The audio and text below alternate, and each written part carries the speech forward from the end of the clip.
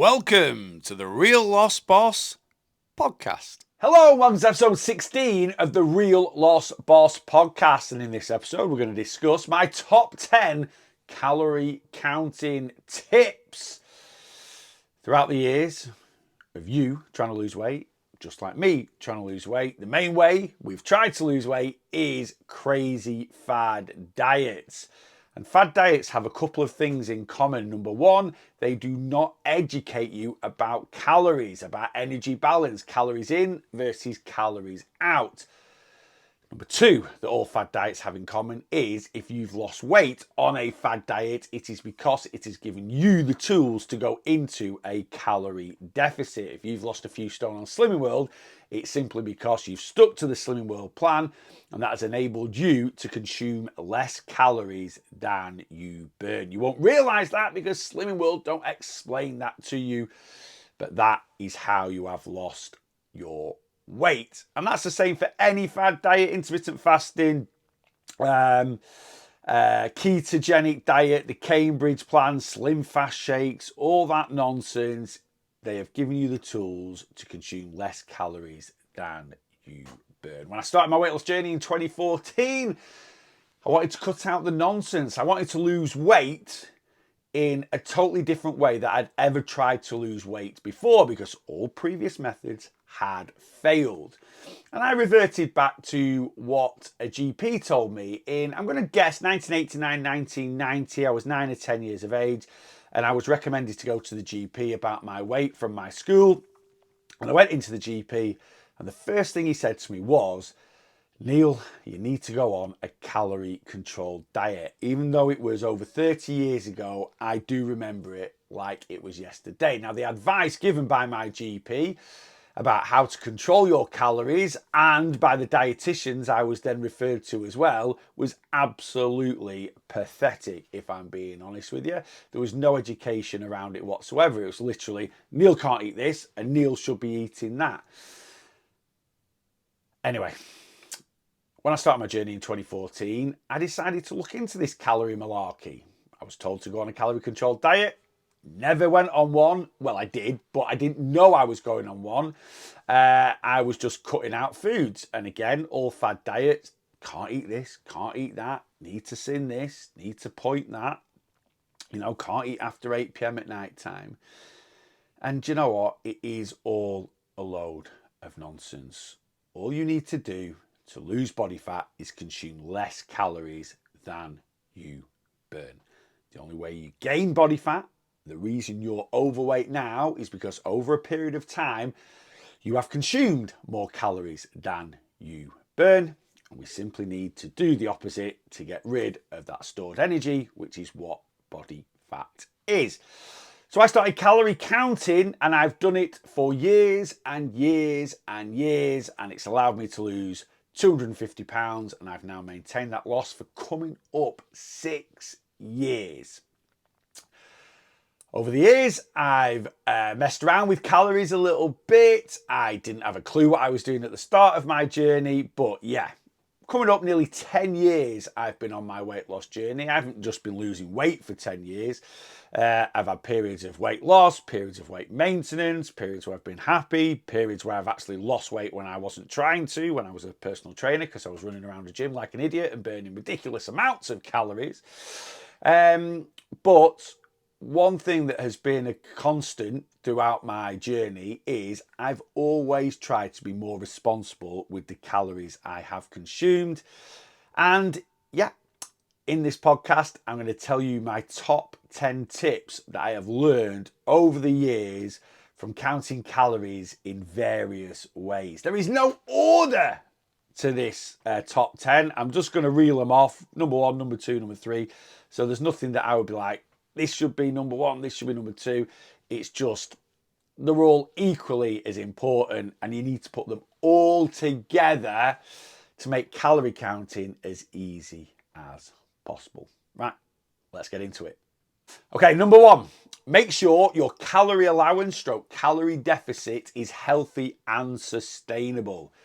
Please don't just go plucking a calorie allowance out of midair. I'm going to eat 800 calories a day, I'm going to eat 1,000 calories a day, I'm going to eat 1,500 calories a day. If you're doing that, your calorie allowance is wrong. And I guarantee 99% of people that pluck calorie allowances out of thin air are going to be under eating. Now, not eating enough calories does not stop you losing weight, but it stops the journey being sustainable because you'll feel too restricted. Your calories should be based on one thing and one thing only: the amount of calories you burn. We need to look at the amount of calories you burn, and then we deduct a certain amount of that to put you into a healthy and sustainable calorie deficit. If anybody wants help with that, if you sign up to my Boss Your Weight Loss community, as part of the sign up, you get a full calorie breakdown, including your calorie maintenance and that all important calorie deficit. Number 2, use a calorie counting app. That might sound really obvious, but I do know people that try and do it old school with a pen and paper.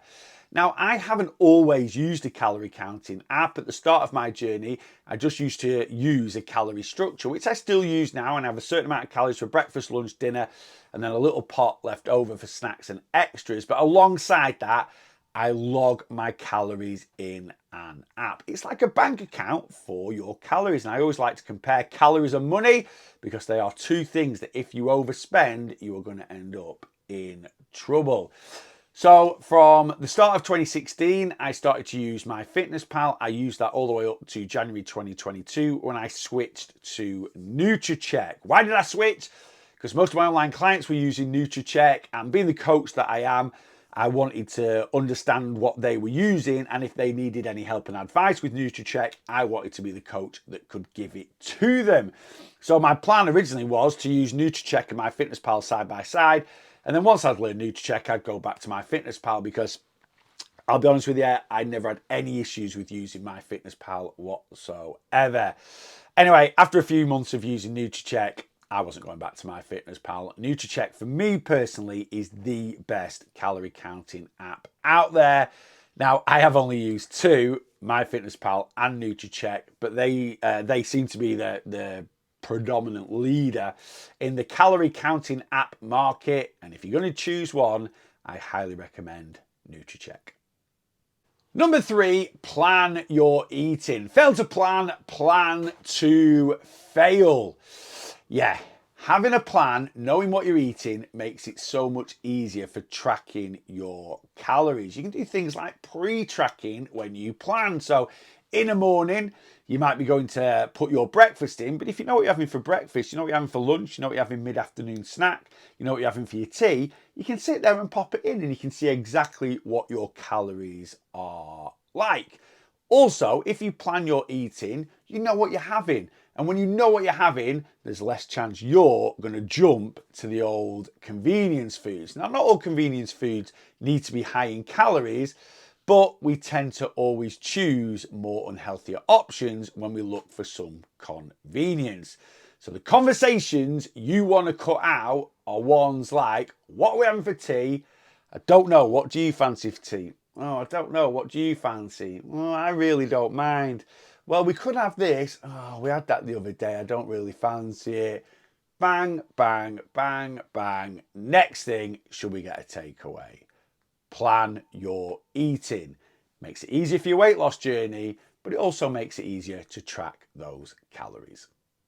Number 4, keep it simple. You do not need to make food like Gordon Ramsay in a Michelin-starred restaurant to lose weight.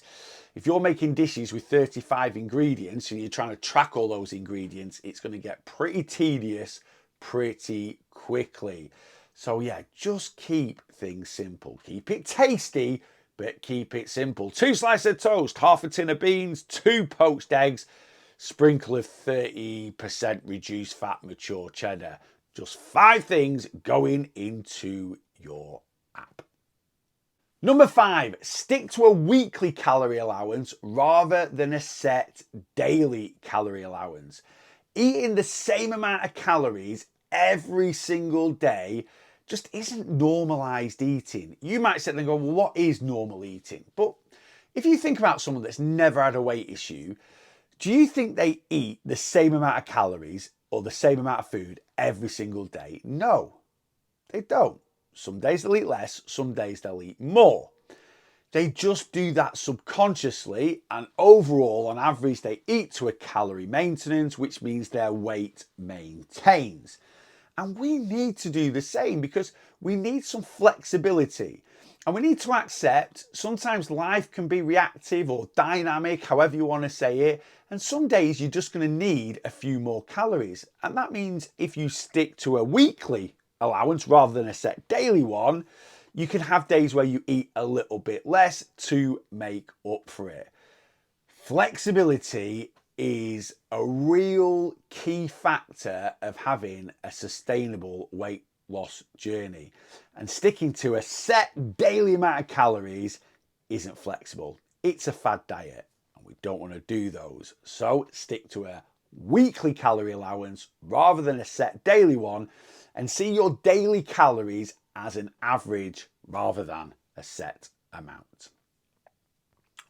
Number 6, and this follows on from number 5, bank some calories for some higher calorie days. So I'm going to use the example of 2,000 calories a day. If you see your calorie allowance, your daily calories as an average, so 2,000 calories every single day, which is 14,000 calories over a week, it doesn't matter how you eat them. And if someone has 2,000 calories a day on average, and Monday, Tuesday, Wednesday, Thursday, Friday, they eat 1,750 calories a day instead of 2,000, so just under their daily average, they're banking 1,250 calories to take into the weekend. So they could use 1,000 of those calories on a Saturday, so they've got 3,000 calories Saturday, and 250 on Sunday, so they've got 2,250 on Sunday. So 1,750 Monday, Tuesday, Wednesday, Thursday, Friday, and then 3,000 Saturday, 2,250 Sunday. And that allows so much more flexibility, and that also allows you to really enjoy some of the foods you love while sticking to a calorie deficit. So if you've got 3,000 calories on a Saturday, you could use those for a nice Chinese takeaway at night time, a Domino's pizza, or you can even go out for a nice meal and have a couple of glasses of wine. Number 7, make sure you use these 2 features on your calorie counting app. Now, I've only ever used MyFitnessPal or NutriCheck, and I know these 2 features are available on those apps, and I assume they're available on any other calorie counting app that is out there. Number 1, the barcode scanner, a real powerful tool. So I mentioned a meal before, beans on toast with eggs and cheese. If you wanted to track that, you literally get your bread out, get your beans out, get your eggs out, get your cheese out, get the barcode scanner, bang, bang, bang, bang, bang, and you've scanned it all and it will go straight into your app. All you then need to do is adjust the quantities that you are having. Real powerful tool. Make sure you use it. It's something I use every single day. And number 2, create a meal stroke recipe function. Again, I know MyFitnessPal and NutriCheck have these features. And basically, that meal I mentioned before, toast, beans, eggs, cheese, you can save that as a meal. And anytime you have it, you can just go into the save feature, select that meal, and it goes straight into your app. And if you make things roughly the same every time, your cottage pie, your spag bowl, your roast chicken dinner, just create a meal each time you make it. And you can change things like serving size. So if you're making a big pan of spaghetti bolognese and you're making it for 5 people, select that it's 5 servings, and you just put everything that goes into that pan in the app, and it will divide it by 5 for you and put in the calories for an individual portion. Make sure you use that create meal stroke recipe feature. Again, a really powerful tool to make calorie counting so much quicker, simpler, and easier. Number 8, repetitive eating. Now, this might not be for everyone, and you can run its length as long as you want to. But if you're quite happy to eat the same thing for your breakfast for the week, right? You don't need to really do it any longer than that. You can do if you want to, but if you're quite happy to eat the same thing for your breakfast for the week or for your lunch for the week, do it, right? Because you could make something like a spaghetti bolognese on a Sunday afternoon, make 5 portions of it, use the create a meal feature that I just mentioned in the previous point. And then you can just put that into your app on Sunday afternoon for Monday, Tuesday, Wednesday, Thursday, Friday. Done. You can track your lunches for the week on a Sunday. Now, I'm not saying this is for everyone because you might get bored very, very quickly of what you eat. But my answer to that is make food that you love to eat.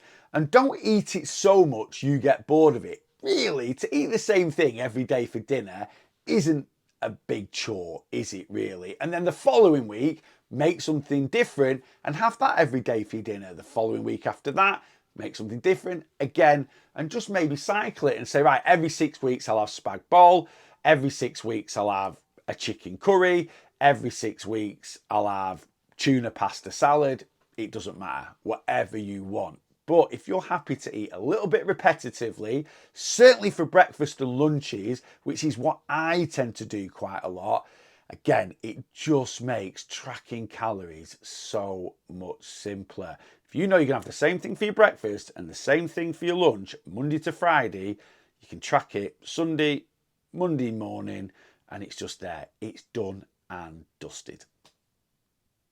Number 9, you need to accept there's always going to be occasions where you can't be 100% accurate. And you don't need to be, because in all honesty, tracking stroke counting calories isn't an exact science. So you might get invited round to your friends for tea and they've made the food, so you don't know exactly what is in it. Likewise, you might go to an independent takeaway. So any restaurant chain, takeaway chain, food chain in the UK that has more than 250 employees now has to show the calories. So if you go to anywhere like Nando's, McDonald's, a Starbucks, the calories will be displayed. So you're all good there. But if you go to an independent pub or an independent takeaway for a pizza, the calories won't be displayed. So you need to guesstimate a little bit. Likewise, when you go to your friend's house and they make you tea, again, you need to guesstimate a little bit. How do you guesstimate? Well, as I've just said, any chain or any food establishment that has over 250 employees must display the calories, so you need to just choose a brand equivalent. Now, the amount of times where you can't be 100% accurate with tracking calories will be few and far between, so don't worry about it. Don't panic about it. And if you go to your local pub on Saturday night and you have a burger and chips, track it as a big, tasty, large meal from McDonald's. Likewise, if you go to your friend's house and they make lasagna, put it in as a Tesco Finest lasagna 1 portion. Now, their lasagna that they've given you might be 750 calories and the Tesco one might be 650. Their lasagna might be 550 and you might put it in again as the Tesco one at 650.